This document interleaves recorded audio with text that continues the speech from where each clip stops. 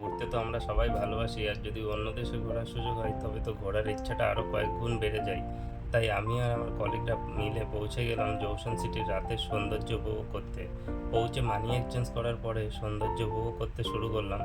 আপনারাও দেখুন রাতের জংশন সিটি কত সুন্দর।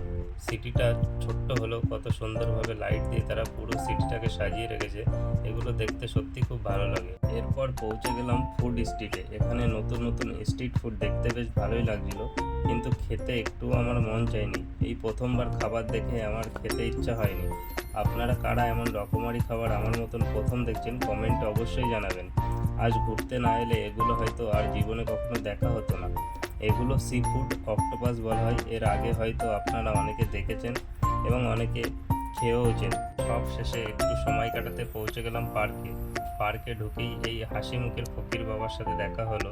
পার্কের ভিতরের এই লাইটিং শোটা একটু আপনারা দেখুন, কতটা সুন্দর। এক কথায় জাস্ট অসাধারণ। এটা দেখেই মনটা ভরে গেল। দেখা হচ্ছে আবার পরের ভিডিওতে নতুন কিছু নিয়ে। ধন্যবাদ।